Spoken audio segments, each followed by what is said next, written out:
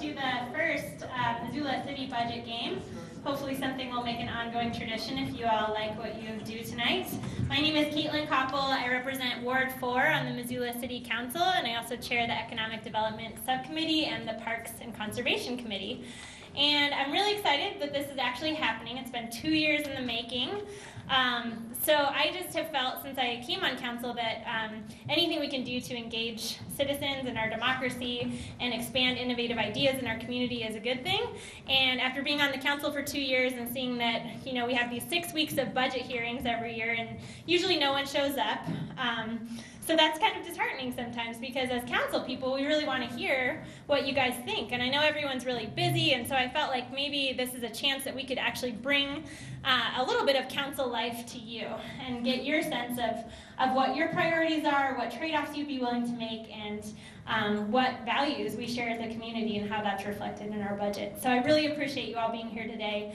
I also want to thank our sponsors. I lost my little sheet with them all written down, so hopefully I won't forget anyone. First Interstate Bank, the Missoula Organization of Realtors, WGM Group, the Missoula Area Chamber of Commerce, Southgate Mall, Blackfoot Telephone, we had several anonymous sponsors, and the ASUM, and the Entrepreneurship Club here at UM, and then the UM President's Office also helped underwrite our catering costs. And we're really lucky to be in partnership with both the City Club of Missoula today and also the UM Entrepreneurship Club. And our first speaker who's going to introduce Dr. Perry Brown is Austin Walker. And he's actually the president of the UM Entrepreneurship Club. And you might not have heard of this club, but you really should if you care about startups and economic development in our community. They're a good one to connect with because all of their events are open to the public and they have some really great events. And Austin, I think, will tell you how to sign up if you want to get on their listserv. So without further ado, welcome again. Thank you for coming. Thank you to our sponsors, and welcome Austin.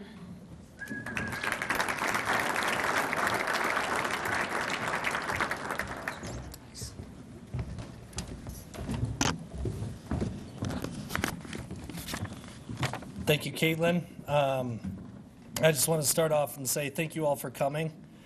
This is going to be a lot of fun. I'm really excited to see how this turns out. This is a really great, innovative, and collaborative way to get the Missoula community working on the city's budget. I just want to start off and say a little bit about the Entrepreneurship Club. First off, we're open to all students from all majors, and we're open to the community. So pretty much anyone. If you're interested in starting a business, you can always get in contact with us. But I also want to tell you kind of what we're doing to help promote entrepreneurship. First part is our lecture series. We're trying to get people trained, teach them how to run a business. We've had lectures from Jeremy Brown, Paul Gladen, who's now the director of the Blackstone Launchpad, and even one of the professors, Mario Schultzke. We also had a social media expert come in tonight, Karen Porter. And also what we've been doing for our community outreach. Recently, we've partnered with Missoula Sentinel DECA, and we were consulting them on their projects to go and compete at state yesterday, which Missoula Sentinel did very well, and to be real competitors at the national level to help promote Montana. And then secondly, we've been volunteering with Missoula Sentinel DECA or with the Montana Food Bank Network. And basically, we're going to be working to volunteer with them to get mail food out to the elderly. So I just want to let you know we do it all to give back to the Missoula community and help to raise entrepreneurs, and we're very supportive of innovation. We want to see alumni, students, and any community members alike realize their dreams, owning their own business. The E-Club is also a direct liaison to the Blackstone Launchpad, and we are working to help push great ideas through by giving them information through our lecture series and direction from the Blackstone. So if you have an awesome idea or a crazy idea or one that you're not even sure of, get in contact with us. We can help put you in contact with the Blackstone Launchpad, or we'll give you our own advice on it. Our network resources are loaded with people who can help. So without further ado, I'd like to Got to tell you a little about our next speaker, Provost Brown. He is Provost and Vice President for Academic Affairs at the University of Montana. He previously served as Associate Provost for Graduate Education and was Dean and Professor with the College of Forestry and Conservation and directed the Montana Forest and Conservation Experiment Station. He has considerable expertise in natural resource social science, policy and planning, recreation behavior and planning, and wilderness studies. Provost Brown is among the private, public, and educational leaders who created the Missoula Big Data Alliance, a working group that aims to address infrastructure needs and identify big data opportunities in areas such as cybersecurity, natural resource management, healthcare, and other industries. So please join me in welcoming Provost Brown.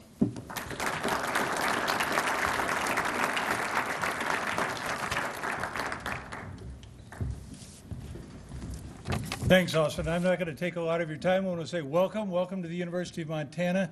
I'm glad to see so many people here. So many people want to participate in this, Missoula City budget game and make your input as citizens of this community, so that Caitlin and others on the City Council have some input from citizens in a different way and maybe a different view of how things work. So we're really happy that you're here. Let me put in one plug for something that Austin was talking about. On Thursday at 10 o'clock on the second floor of this building, just below us here, we will open up the Blackstone launch pad, and that will be the grand opening for that particular activity.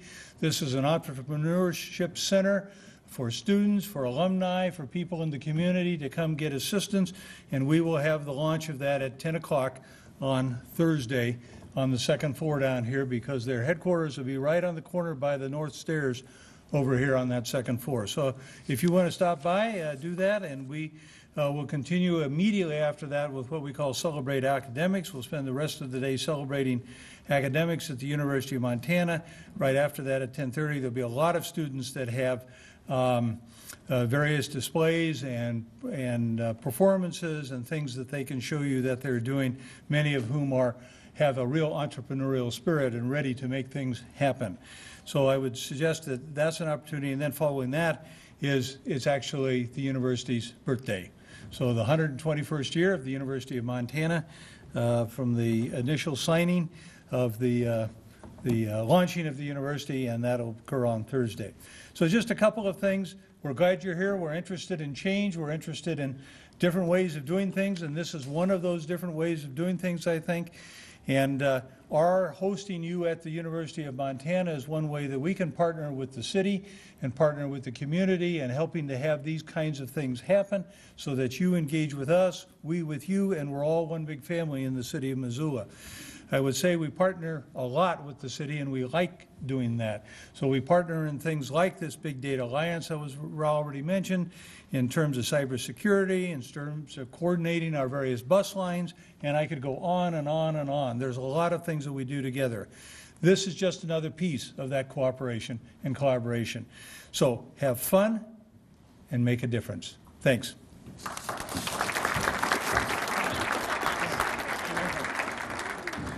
All right, so now for the actual game facilitator from Scotts Valley, California. Steve Dodds is here to explain the rules of the game to all of you.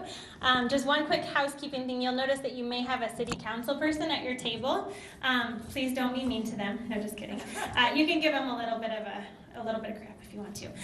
But no, actually the city council members are not allowed to play. They're here really to listen and to participate in that way. And it's okay if city council members want to roam around the room too and maybe take a stab sitting in on a different table and hear what's going on there. So just wanted to clear that up for folks. And without further ado, Steve Dodds.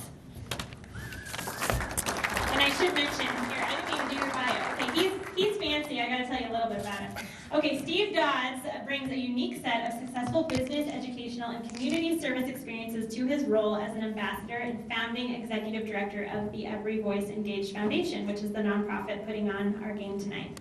Steve is currently the CEO of FinLogix, a software company focused on providing solutions for the world's unbanked through micro financial institutions. Steve has led teams from startups to the largest technology companies, including Apple, HP, IBM, and Sony.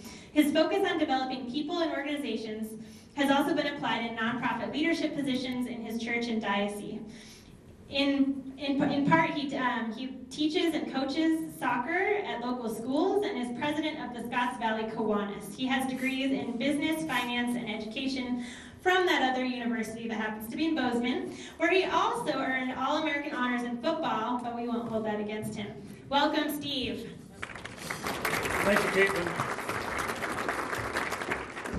So the first thing I want you to do is to give all of you an applause for being here. Democracy requires an educated electorate in order to understand what's going on and to really work in terms of what is the best way that we as a community, in this case Missoula, can improve our quality of life.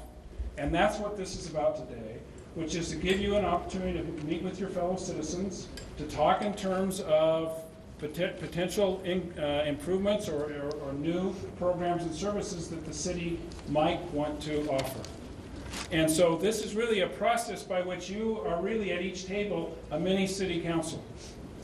What do you believe as a group would make life in Missoula better?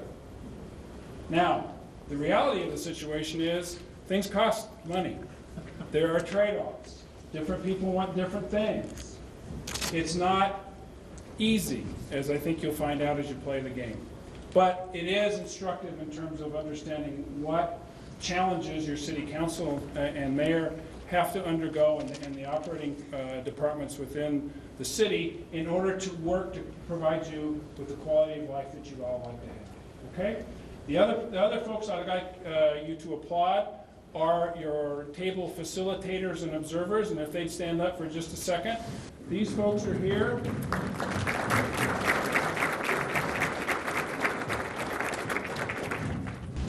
On a volunteer basis, but not only are they here tonight, they were here for a orientation on Sunday as well. So they put in the time to understand what's going on in order to help facilitate this game and get so that you, as individuals, get the most out of it that you can.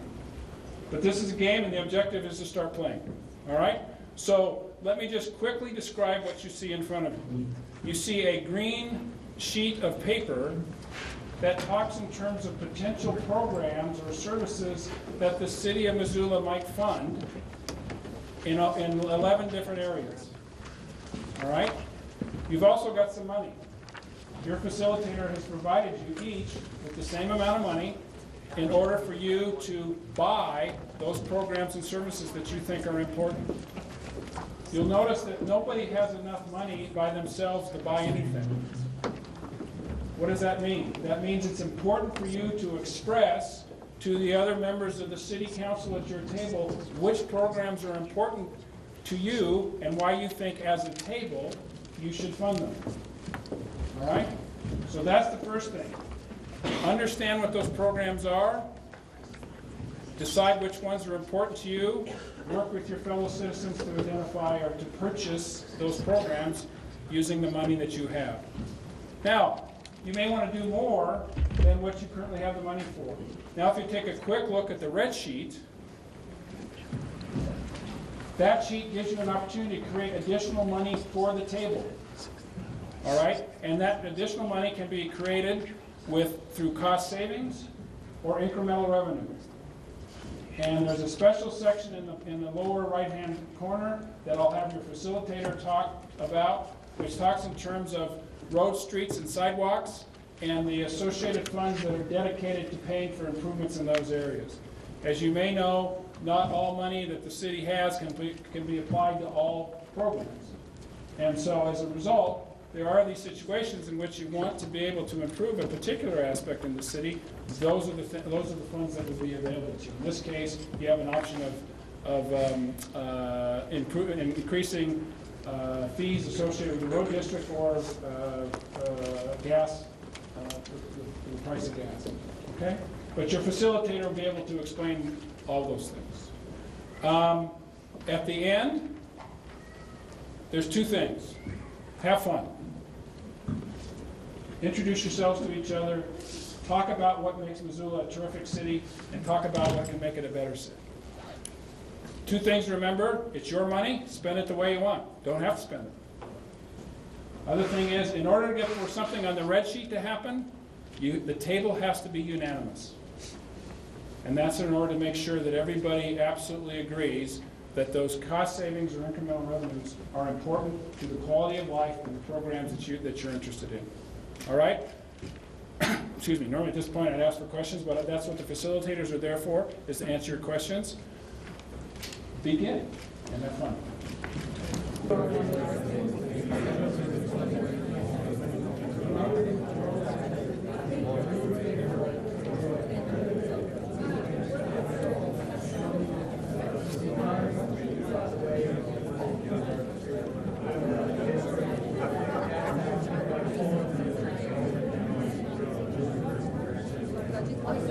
What we'll be doing is looking to you folks to see which ones of these you may or may not want to find. We have a total of $525,000, which is about 25% of what it takes to fund all these programs. And I divided that into 4, and you've each got $130,000. And so you can fund anything on here you might want to, right? But you might not have enough money. If you don't have enough money, okay, then you can look at some of these proposals, which are cuts in programs to gain the money that you might want. So as an example, for the cemetery, if it goes private, there's a savings there of $500,000. And you could use that money towards any of these funding proposals. Now, it takes a unanimous vote of you 4 players to adopt a cut, right? But anybody can propose spending on any one of these proposals. Okay? All right? I think with that, I'm going to turn you guys loose. If you have any questions, I'll try to answer them for you. Everybody get a chance to look at the red sheet and the green sheet to see what the funding proposals were and what the revenue generating proposals might be. Okay. Now, the only thing that's a little difficult here, and I'll go through it, is you see the transportation ones down here in red?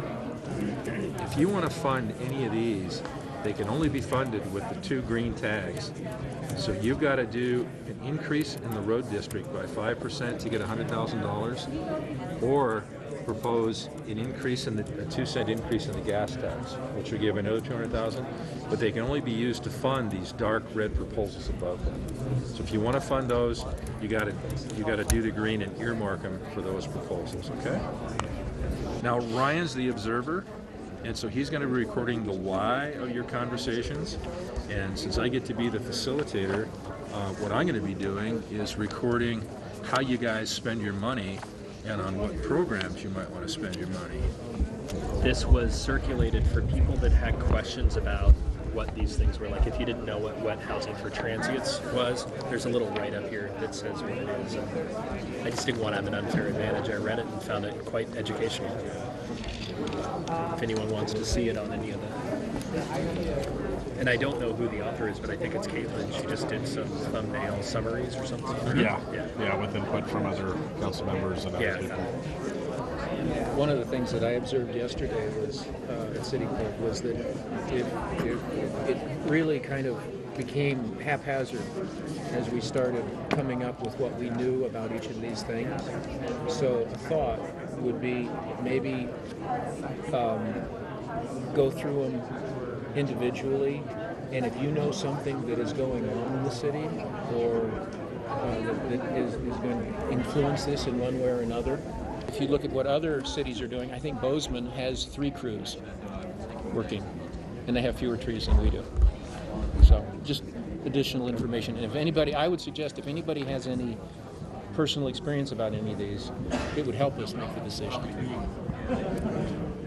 And there are experts around if you have questions about any of them, but the whole purpose of the game is to use your value system to decide which of these you want to fund and where to get the money.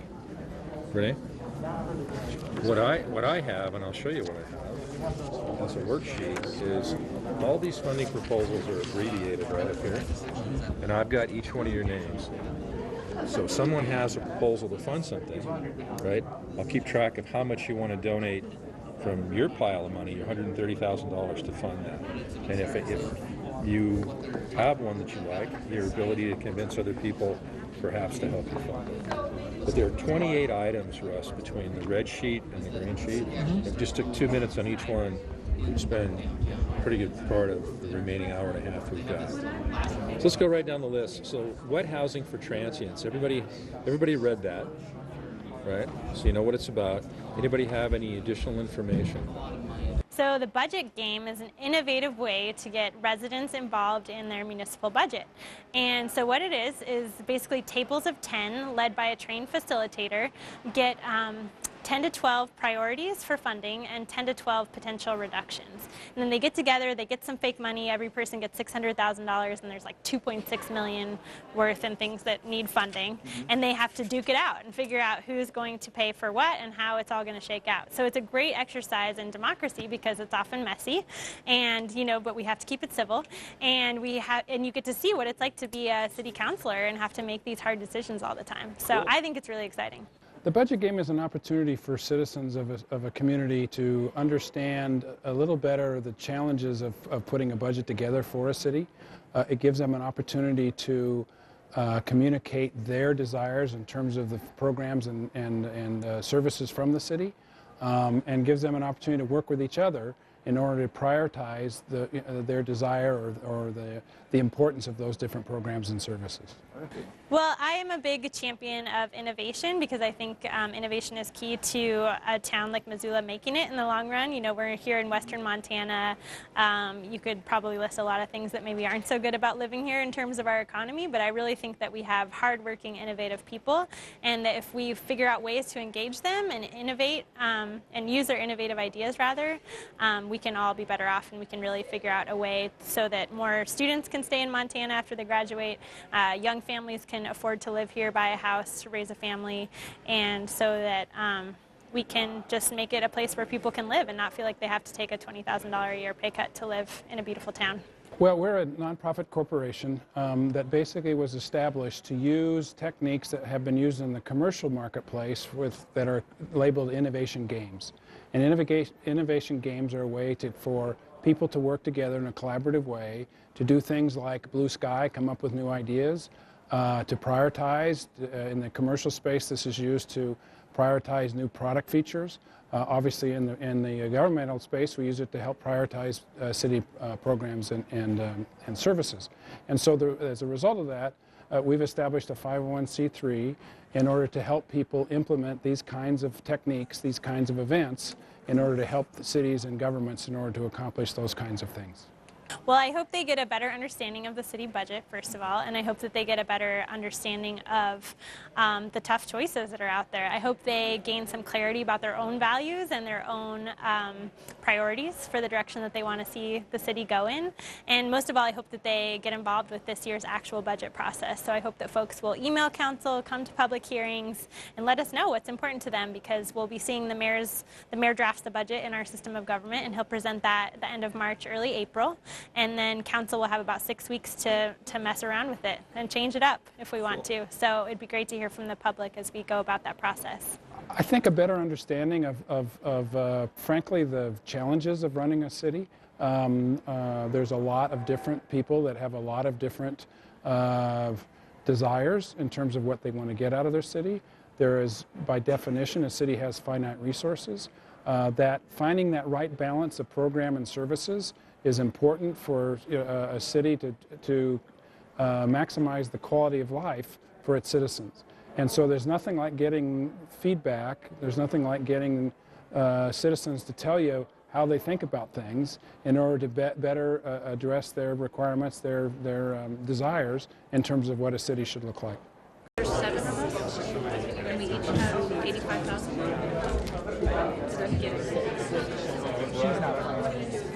Right. I keep counting them. Oh. Come on, you pay taxes. Play the game. Bring it.